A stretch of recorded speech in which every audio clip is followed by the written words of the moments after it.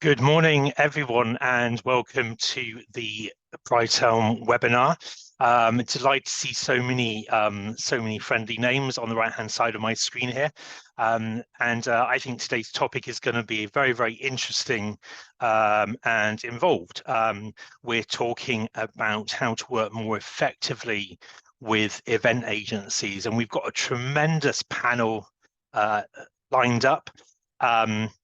I always say a little bit about why we've chosen this particular topic. The reason being today is that there's often a lot of misconception about how agencies work, how event agencies price, and some misunderstanding sometimes about how to get the best out of an agency relationship.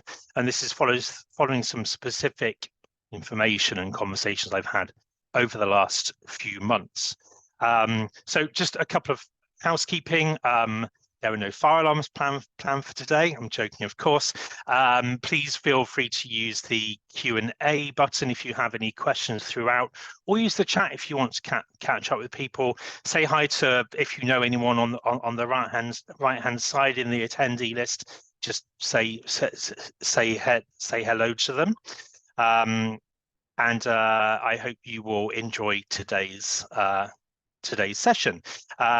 So firstly, I'd like to welcome our first panelist, who is Catherine Morgan, who is Events and Awards Manager at the Chartered Institute of Public Relations.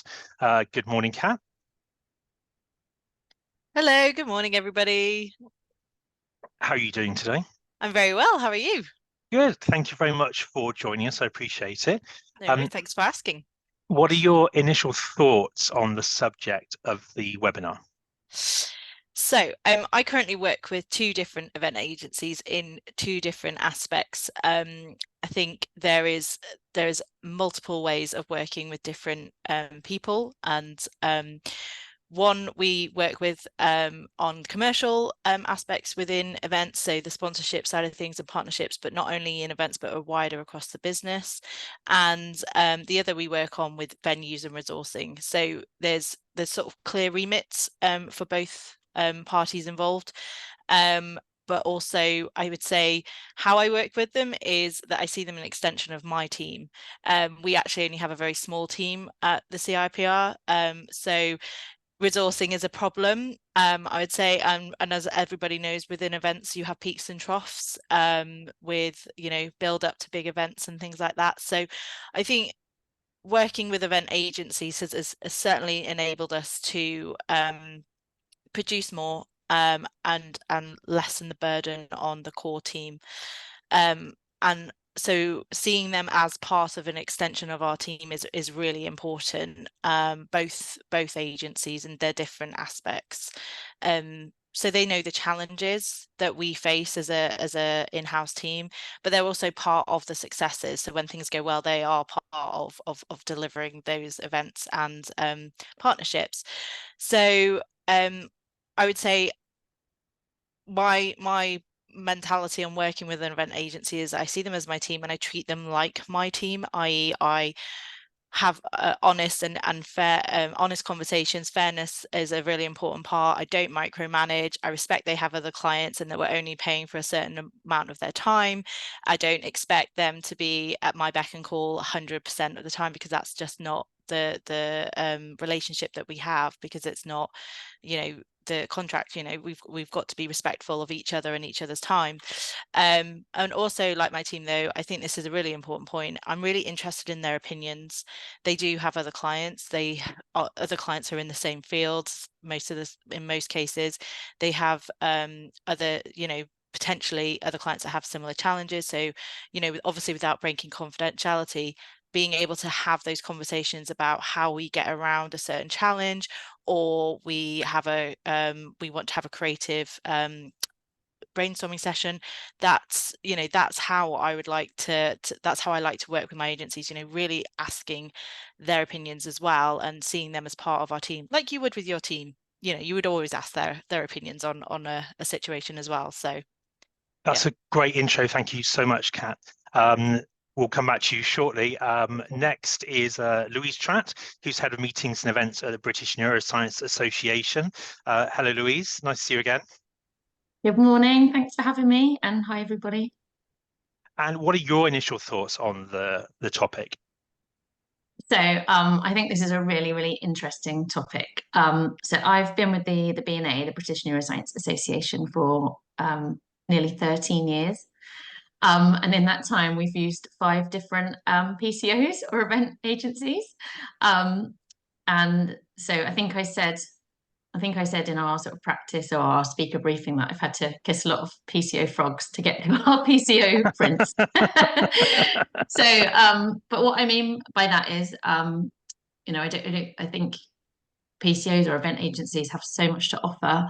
I think it's really important to get that relationship right from day one. And I completely agree with what Kat was saying about your PCO being an extended team. And the PCO that we have in place now, we've actually sort of commissioned them for 4 of our events, which take place biannually, so every other year. So it means we'll be working with that same PCO for at least 8 years. And the reason we kind of chose to do that is because we made sure that we had a really good relationship with them from the off-start. It is a bi-directional relationship. It's not, like Kat said, it's not just us relying on them all the time and them being at our beck and call. We have to understand and appreciate each other. And it works the other way as well. We have worked with PCOs where the relationship hasn't been fantastic, and it might have been, it's not just the blame just doesn't lie with the PCO. It might have been the way that we sort of derived that relationship as well. So I think, yeah, absolutely. And it's not just, them being an extended part of the team. That's massive. But you have to, like Kat says, put your trust in them, because they are representing your organization for you. If they're liaising with your delegates and your speakers and your sponsors, you have to have so much trust in them, to not, because the whole reason you're getting a PCO, or one of the main reasons, is kind of time management, right? We don't have the resources, so we need to let them get on with it. So you need to really have that really trustful, meaningful relationship with them from the off start. I would say that is my kind of the biggest thing that I have learned during our 5 PCO stint. And it's a really hard leap of faith to take for the first one particularly. We always say the first event we work on with a client is the hardest. It's the most time consuming, and it's all, practically speaking, it's the least profitable, because we put so much more into it in order to make it work. We'll come back. Thank you very much for that intro, Louise. We'll come back to you shortly. Our final panelist is Kate Sargent, who is Enterprise Director at Bioscientifica. Kate, you have another job as well, I believe. I have one job, but I have 2 hats. Rob. Good morning, Okay. everybody. Thank you for inviting me. Thank you for having me here. Yes, I am the Enterprise Director at the Society for Endocrinology Group. So we are an association based in the UK, and the association very cleverly 25 years ago set up a trading subsidiary in order to help generate revenue and sell our brilliant publishing, membership and event management services to other associations. So that is Bioscientifica. So I work across the group of both the association and the company. My background is events. I've been in events, in association events, for over 20 years, but I have these 2 hats, so an in-house as part of the society team and an agency as part of Bioscientifica. And primarily my responsibility is for moving the business forward across both of those sides of the organisation. Thank you, Kate. And what are your kind of initial thoughts on the topic? So thinking about the title of today's webinar about how to work with agencies effectively, the first thing that came to mind is partnership, and it is lovely to hear Kat and Louise talk about the extension of the team and how it feels like a partnership. And it should be, that relationship should be a partnership between the association and supplier. It doesn't have to be a PCO agency, any supplier. It should be a partnership. It's great to hear that. I don't think it's always necessarily like that for every relationship, and I think it doesn't always perhaps feel like that on one side or the other. The other thing that came to mind when thinking about this was, okay, if you've titled the webinar like you have, perhaps not all relationships are working effectively, and what can we delve into to find out how to make that better, and what we can do to work together as, you know, agencies and associations to really enhance those relationships and improve those partnerships. Thank you very much. And again, welcome to everyone who has joined us. If you joined us a little late, and that's absolutely fine. Our panelists today are Kat Morgan, Louise Tratt, and Kate Sargent. We are talking about how to work more effectively with event agencies. So our first kind of main question is, where do agencies add value, and also, just as importantly, where do they not? And I'm going to come to Kat to ask this first. Sure. So I think from my point of view, you're the expert in your organisation. So I've been at CIPR now for 13 years. So I've been there quite a while. I know the stakeholders. I know internal, the membership, senior volunteers. I know what's worked before, what hasn't. Event agencies generally aren't in that position. So you have that knowledge, and you're briefing them. So that's essential. So you need to know what you want to get from them. And so all the event agencies that I've worked with have reported into me, or contractors, or anybody else. They've reported into me, and we have regular catch-ups, just like you would with your team. As I said, they're an extension of your team. So it's important to keep that sort of idea in your head, really, that it's about you briefing them as part of your team. And to understand that brief is obviously ensuring that you're in the room with the stakeholders to know exactly what the objectives are, what the brief are, and you listening to that as you normally would in your role, taking that down and feeding that back to your supplier, the event agency or contractor or anybody, just how you normally would with your in-house team. So that's how I see where the agencies add value, in that you've got the additional resource, you've got additional minds to sort of talk about challenges, options, creativity, but where they're not necessarily adding the value is because they don't know your business inside out. And that's where you are still really, really key to bringing the event to life, or whatever the project is you're working on.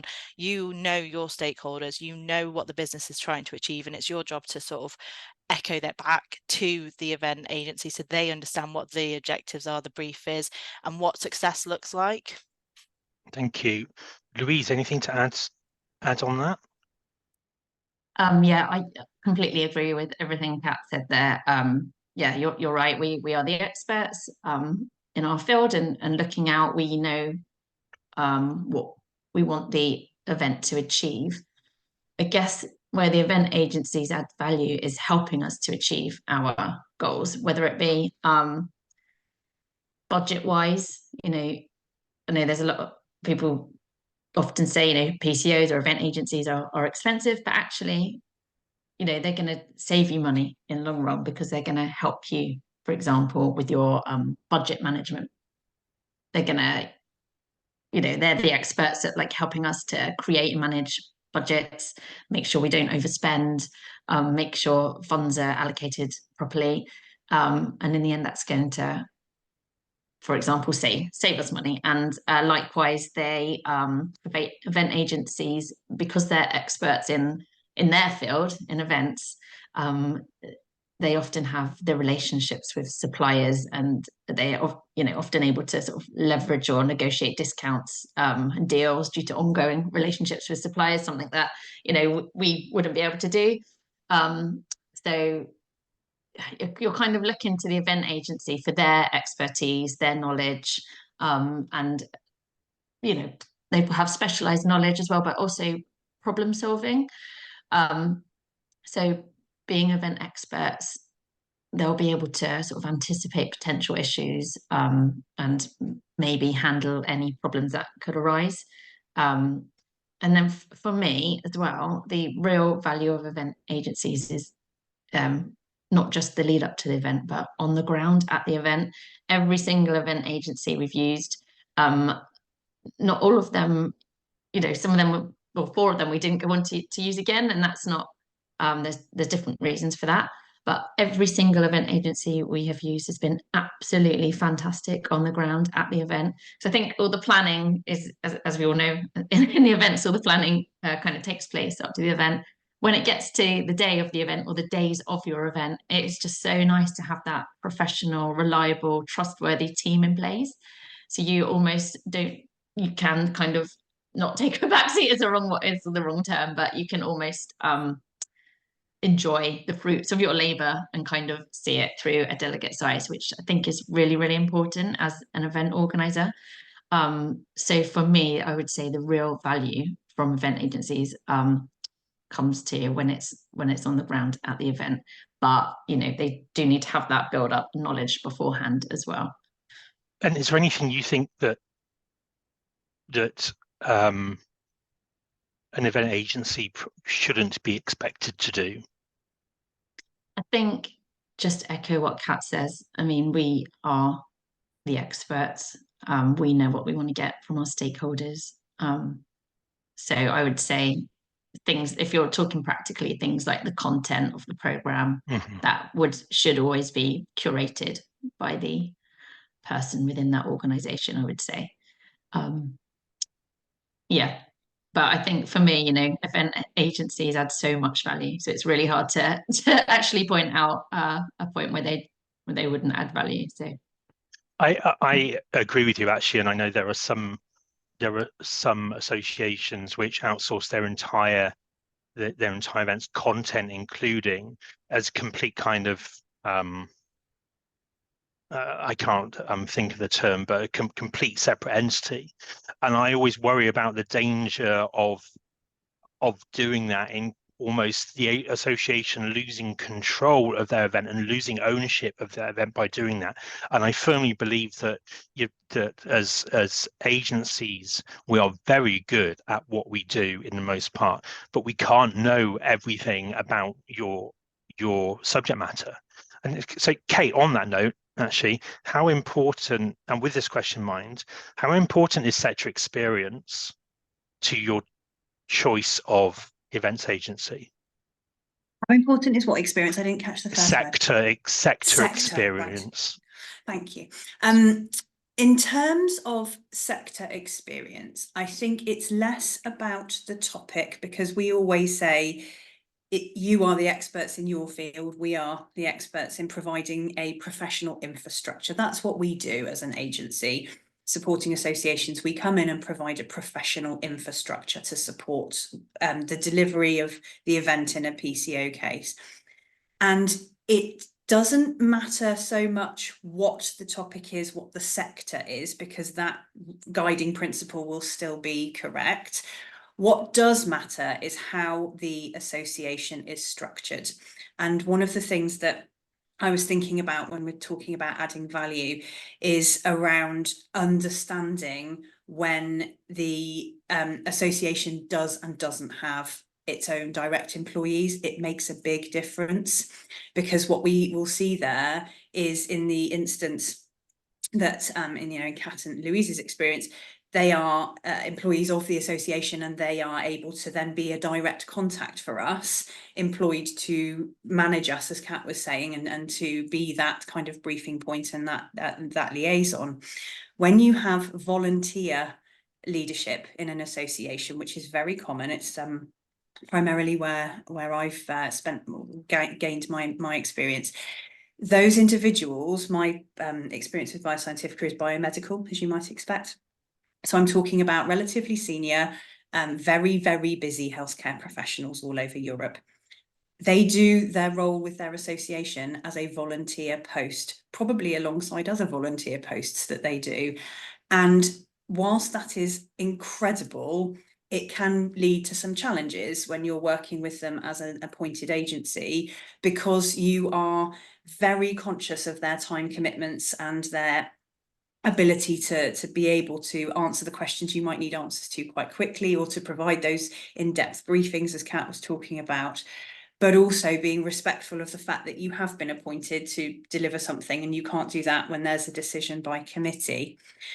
I think going back to the main question with regards to where we can add value from the agency side, I think there's a big point around resource, and you've talked about kind of expanding that resource, but it's more than just having an extra person. When you work with an agency, you are buying the value of having the team around that person. There'll be somebody working on it. We can cover sickness and cover annual leave and cover unexpected absence. That's a really important point. You are paying for that continuity of service. And I always talk about, it's nice to hear you talking about on-site. I always refer to it as silver service. I have had criticism in the past. People say, why do we pay for you to all sit here in an organiser's office? You're not doing anything. Well, yes, that might look how it is on the outside. We're just sending a few emails and tip-tapping away. But actually, it's like silver service. You shouldn't notice us if we're doing a really good job. But when you need something, when a glass of wine has been spilt or something's gone over on the table, we will be there, and we're there to deal with those instances. I think in terms of some of the challenges relating to that, staffing, I think when you're working with an agency, can feel outside of your control. So if, for example, you have staffing, we've had certainly post-pandemic with the Great Resignation of 2022, we had to communicate that a lot to our association clients and to explain, okay, well, somebody's moving on, and yes, it might be your lead person, but don't worry, we've got it covered. And that must be really quite challenging and frustrating on the association side to go, oh, here we go again, another name to get to know somebody else. And what's the separation between the individual and the fact that the agency we've appointed has that corporate knowledge for us? And I think it's that step removed. And as well from that, you know, you're talking about having these briefings and being part of the team, but both sides have to work very hard on the communication and that open reporting to make sure that nobody does have that kind of physical or perceived barrier to it being, you know, one team and one mission and to deliver one event. Thank you very much. We're going to move on to the next question now. Just before we do, just a reminder, I don't think I really introduced myself at the beginning. In fact, I was reminded that I haven't introduced myself. So my name is Rob Everley, as it says on the bottom of your screens there.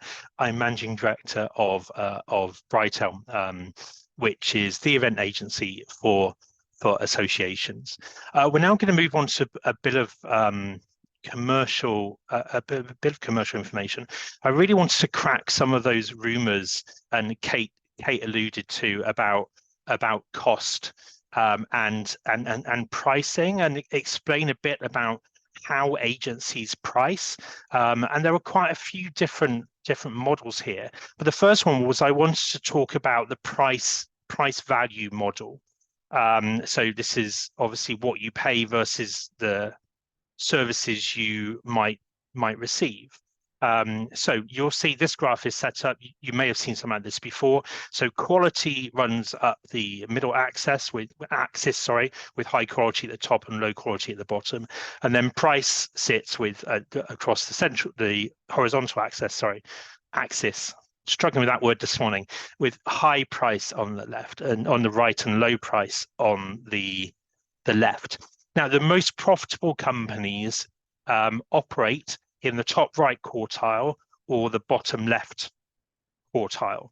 The top right is generally high margin, so there's a lot of profit, versus low volume.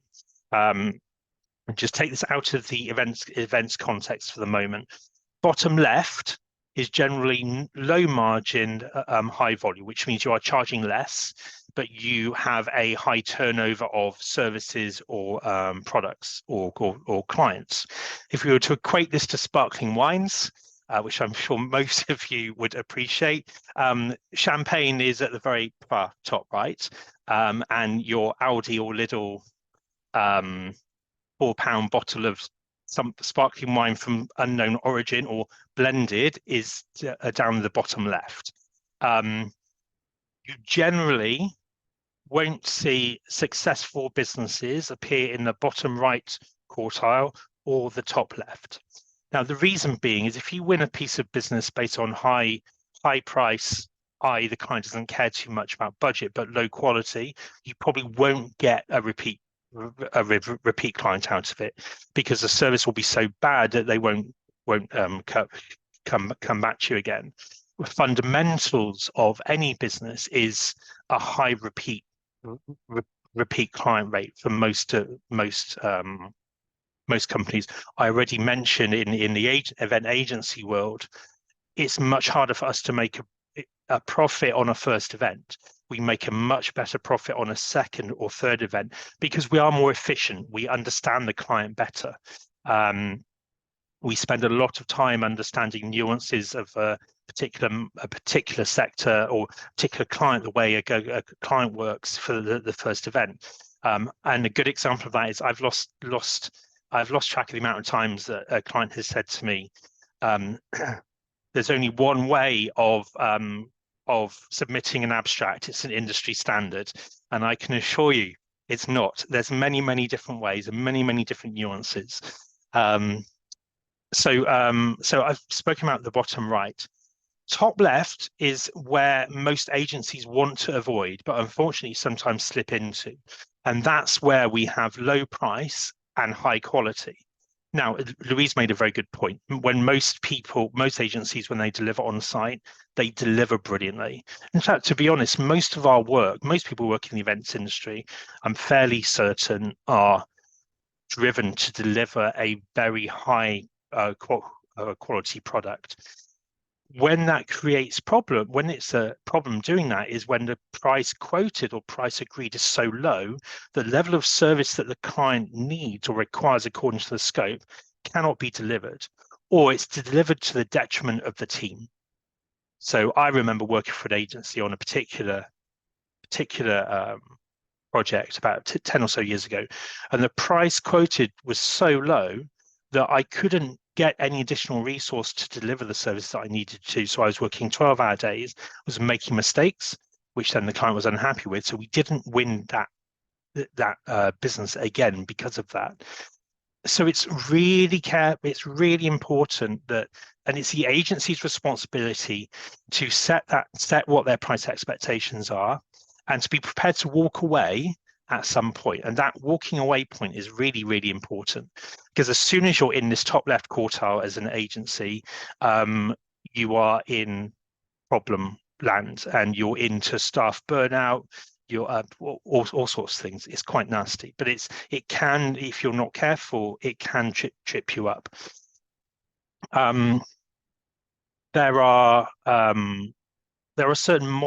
couple of different models that most of you will have come across over the years of working with agencies. Some, and this I don't think this ever happens now, work on commission only. You'll find venue finding agencies work on a commission only model, which I call high risk, high reward. High risk because it's sometimes the event doesn't go ahead, so you can have done days of work and not get paid for it. But the reward is there, if it does confirm. Profit share, so that's where there is also relatively high risk and variable reward. Typically, in that instance, the agency will put in the vast majority of the work. My experience is that the clients aren't willing to reflect that in the profit share, so that's a very difficult conversation. You end up with a lower than proportional profit share.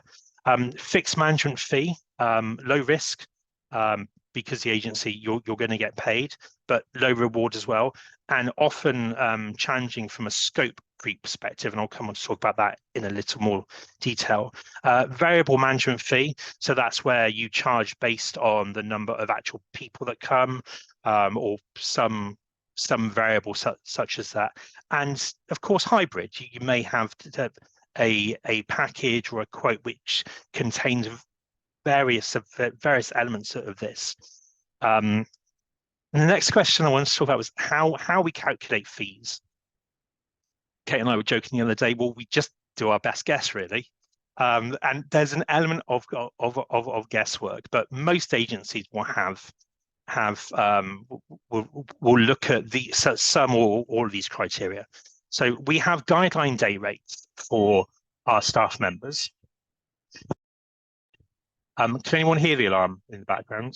Is that okay? Sorry, it's our weekly fire alarm test, and I said last time we did a webinar on Thursday, we probably shouldn't do it at 10 a.m. Anyway, it's gone off now. It'll probably go on in a second, but it's good. I'm fine. I don't have to evacuate.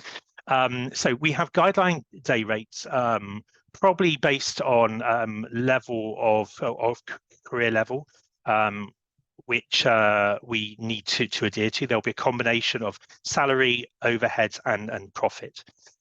We'll assess the time required against the scope and the level of delivery. We'll assess the delivery level, i.e. the quality required. We'll assess the time required against earning potential, including commissionable elements such as accommodation, etc. But we'll also assess affordability. So how affordable is our service for that event, or what would need to change in order for that event to really afford our services? And I see this often. In fact, I've seen it very, very recently in a budget which we were asked to quote for, where the level of attendance was set at so low that affordability is really questionable. We also have to mitigate for scope creep. Scope creep is when we are asked to do something and we do it, but we should probably include in a fee, but we should probably charge separately for it because we hadn't taken it into account originally. And this is one of the, for me, and I say to my team, this is scope creep is one of the biggest areas we lose money by doing, could you just do this jobs which turn into 1 or 2 days work which weren't quoted for. Kate, I want to come to you and ask you if you have any comments on that, or if you think I've missed anything. Yes, no, you haven't missed anything, but yes, I do agree with what you're talking about. I think that over-servicing, or scope creep as you call it, is absolutely a fundamental flaw of being in an agency relationship with an association, because at an individual, human, proud, professional, events professional, you want to do a really good job. And when your contact at your association client calls you up and says, can you just do this? Your natural instinct is to say yes. And we have been, I have experience of being criticised of saying, yes, I'll get a quote over to you for that. And of course, that's the right thing to do because it's outside of the scope of the contract which we have priced. But it feels, from the other side, like a barrier. It feels obstructive. It feels like, oh, well, it's a commercial agency and all they're after is their profits and their margins, and they just want more and more money. And there's a really fine balance there of wanting and indeed delivering really good service and being in that really strong partnership, whilst also having really good boundaries. My boss has a very keen saying, which is good fences make good neighbours. And I think that's absolutely right. And it's important to have that relationship with your clients and with your agencies where you can have those transparent conversations about pricing, where you just say, look, I totally get that you've just asked me to do another 3 post-event sponsorship emails, and I know that that just sounds like a really quick job, but actually that's half a day, and it's half a day where we're not doing something else, and I need to make sure that we've actually been paid for that work, been fairly paid for that work. So I think in terms of pricing, and you talked about the kind of the scope, the time required on the scope, and I think it's important here to talk about the expectations on availability. So I talked about the access to having cover across the deliverables that we're employed to deliver, and making sure that we are available to provide those services.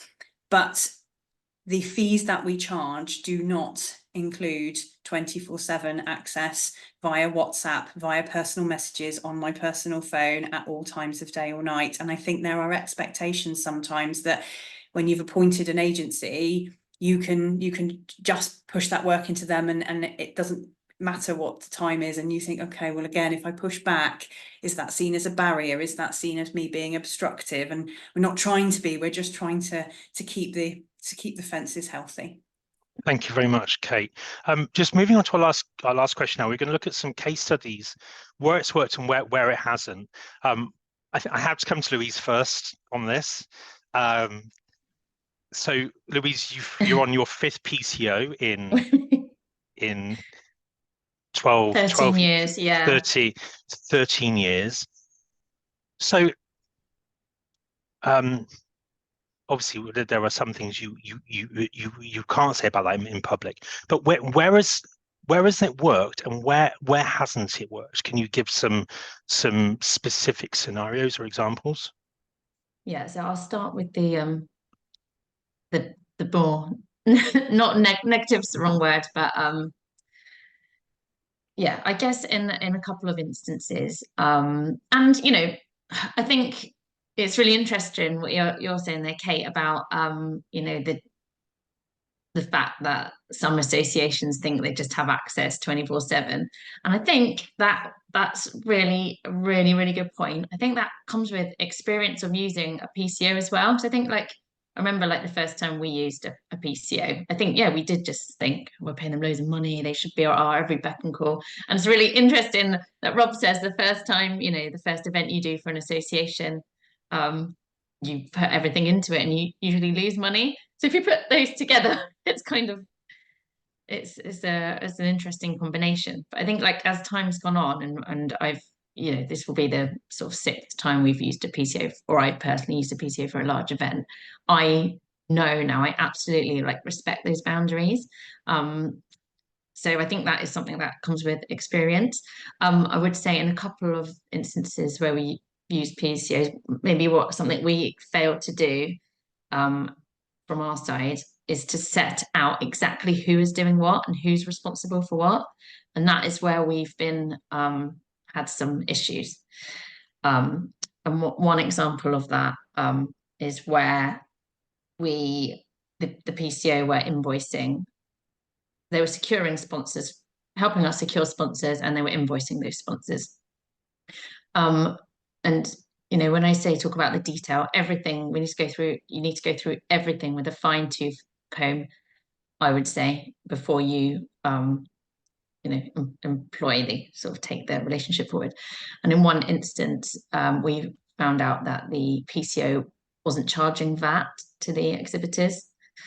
So unfortunately, in that case, we had to go back to all of our exhibitors and charge them the extra VAT, which did not look good for us. It annoyed our sponsors, it annoyed us, and obviously it wasn't nice for the PCO. So that was kind of a relationship breakdown.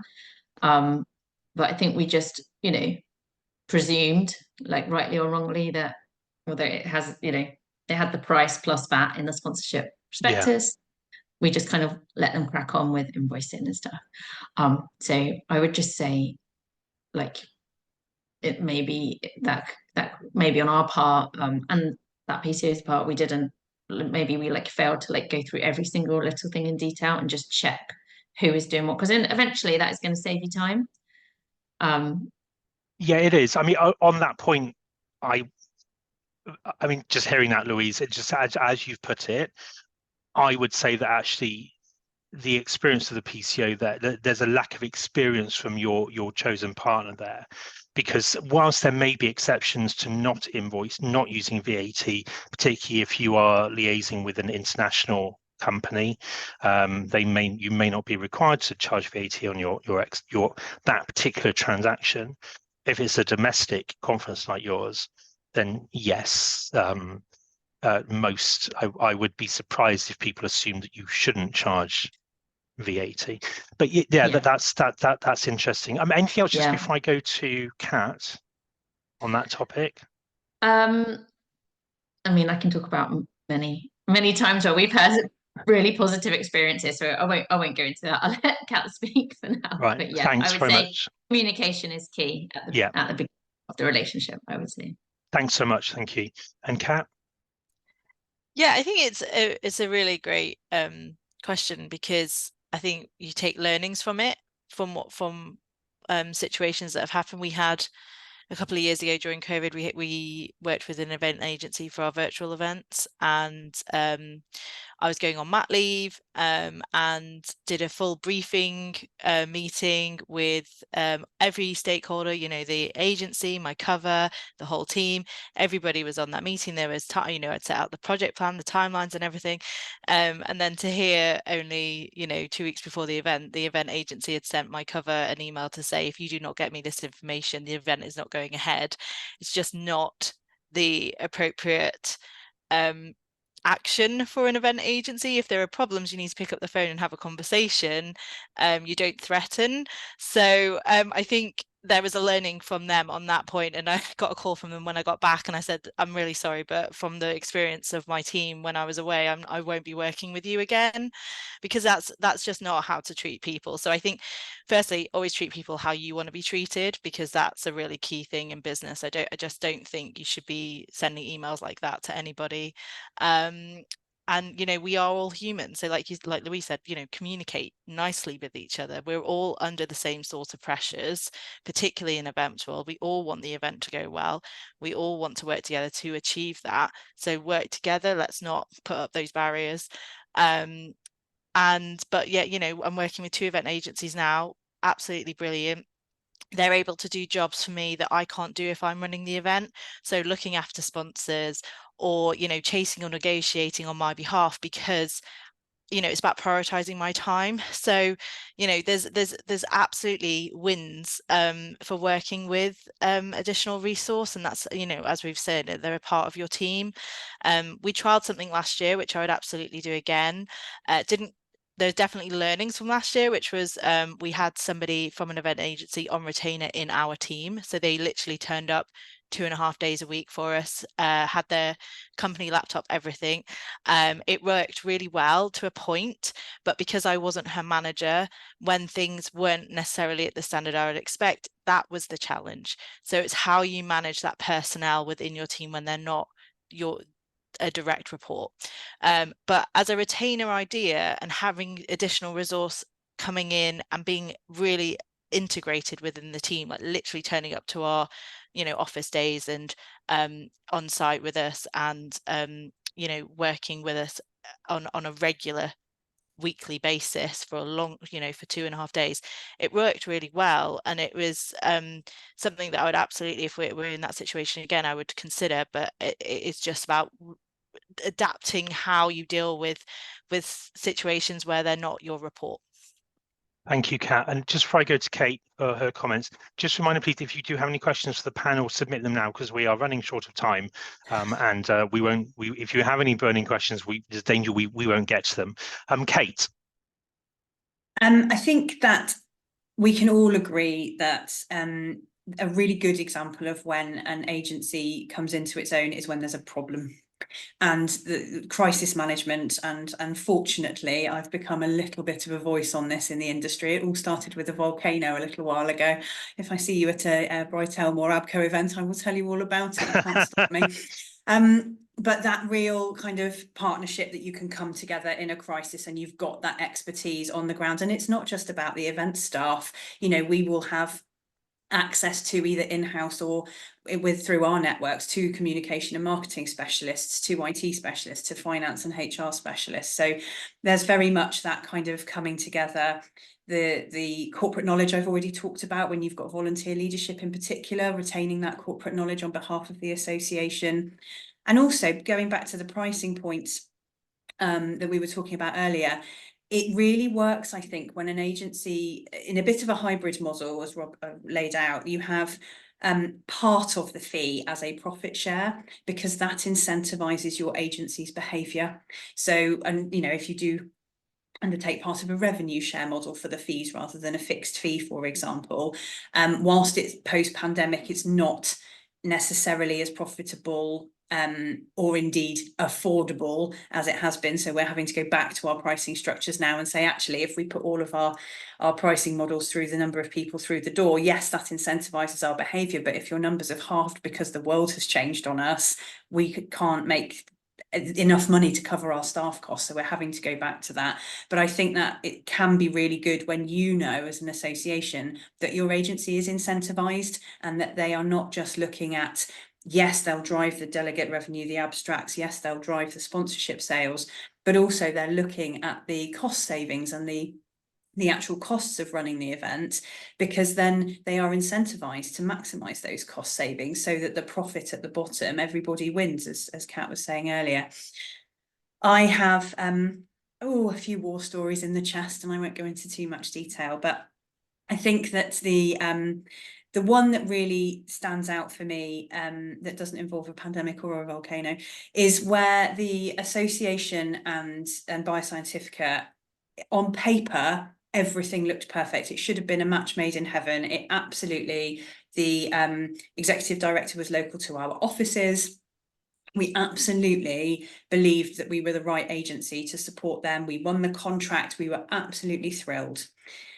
And there was something that just didn't fit together, a little bit like Louise was saying earlier, sometimes it's just an issue around the fit. And it wasn't, I remember sitting down with the executive director about 2.5 years in, and it had been really hard yards on both sides, very much frustrating and challenges. And we sat down in a coffee shop and just went, what, something isn't working, and what is it? And we could not, for the life of us, between us having a really open conversation, work out what that was. We, as an agency, felt scapegoated a lot of the time, that if there was a problem, it's all right, it's their fault because it's nothing to do with us. They'd felt that, they'd been let down and that it hadn't had the service that they had expected. We've talked about misaligned expectations. So we couldn't figure out what was the it that was wrong. And we had, as Rob was saying, a really honest conversation, and we chose, mutually agreed, to actually say, do you know what, at the end of our contract, we're not going to go forwards. We're going to say, thank you very much. We tried, and for whatever reason, those two organisations just couldn't align. So that was a really difficult experience, but also one that opened my eyes to having those kinds of open conversations, and that is absolutely paramount on having the relationships in place to be able to do it. Thank you so much. We got a couple of good questions. I'm going to pause question. In fact, they talk about similar issues. It's regarding personnel, multiple and conflicts to delivery, conflicts with delivery. So multiple clients, events that run over the same conference periods, and in some instances, visa issues or things like that, and it's really how we as an agency deal with this.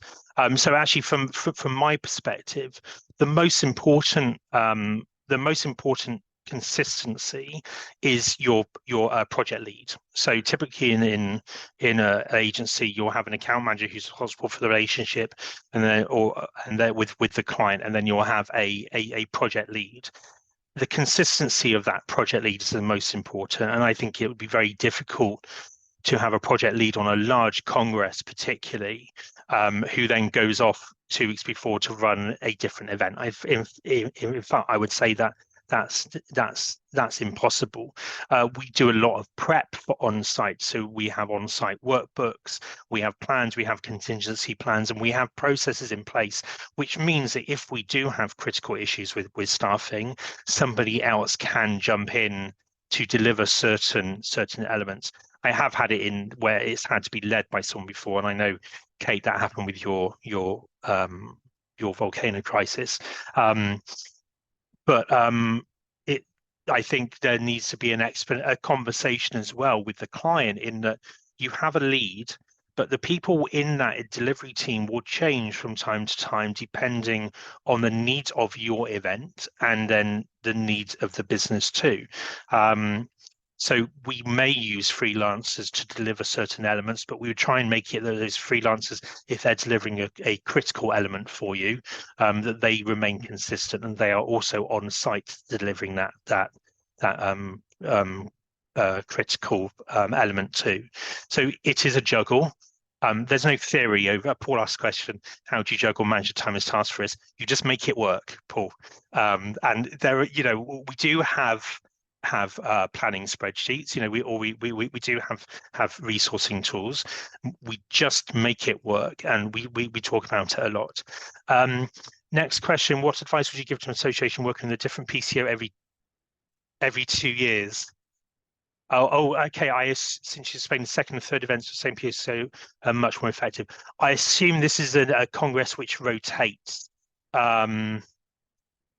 Kate, do you have any experience of rotating congresses with different local organisers? One or two. Okay. So when I started working with I have worked with 3 or 4 large European associations, and they have it's quite a traditional model of rotating around your host or affiliated societies, perhaps if you're a European society, or you're just rotating around your membership hubs. And working with a local PCO sounds perfect because they're in either the country or the city, and it makes a lot of sense that you've got knowledge that's on the ground. What you lose is the corporate knowledge year on year. It means that you as an association have to renew different relationships, or start again, different relationships. You have to be responsible for the management of that. It is incredibly time consuming to go through that every 2 years. There is a model of a core PCO, which we have been operating since 2010, for sure, obviously with our in-house society forever, but since for 2010 with our clients, and saying to them, okay, sometimes it's absolutely necessary to use a local PCO. But if you use a core PCO, you choose one organisation that you have a relationship with.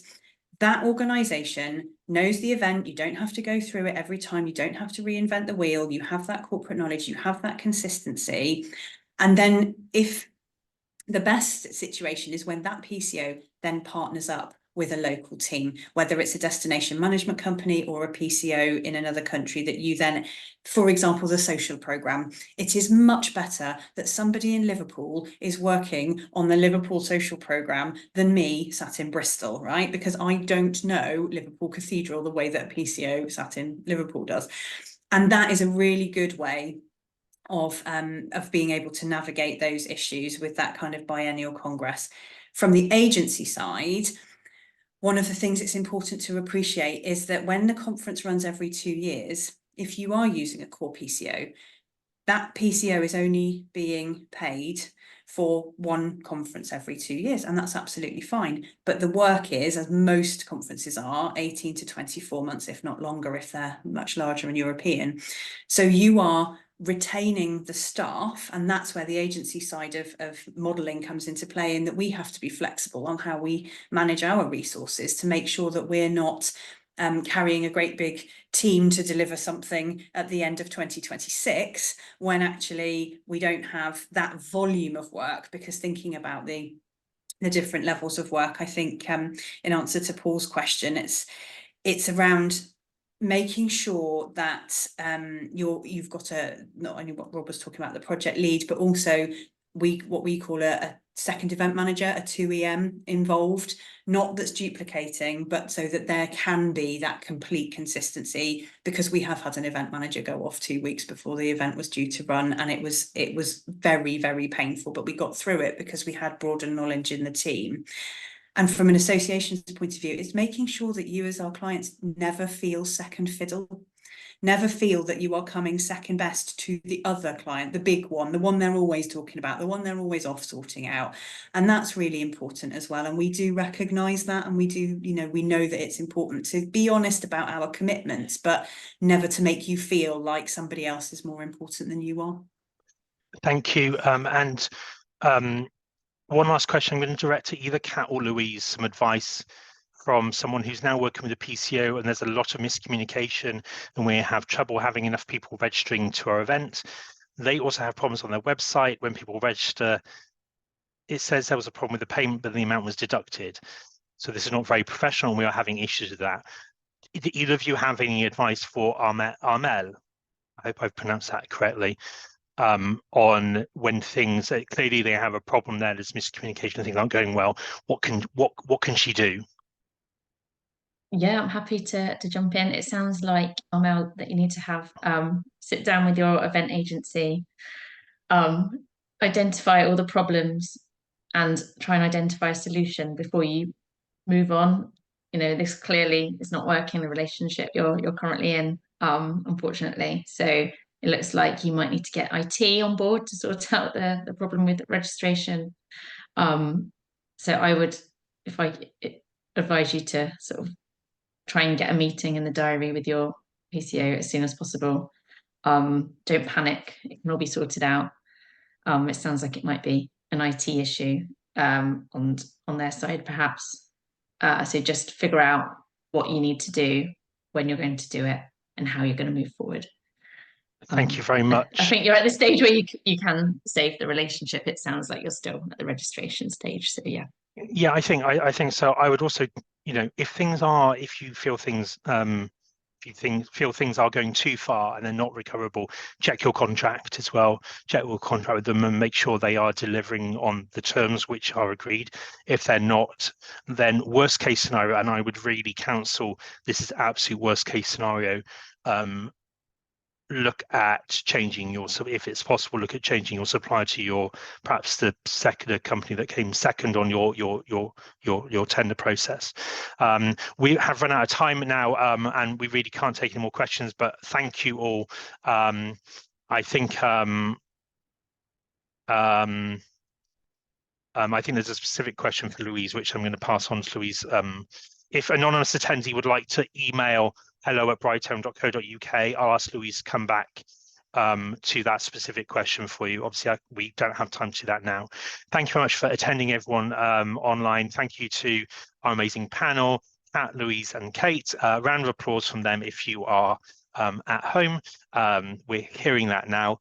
Thank you to the Brightelm amazing team as well.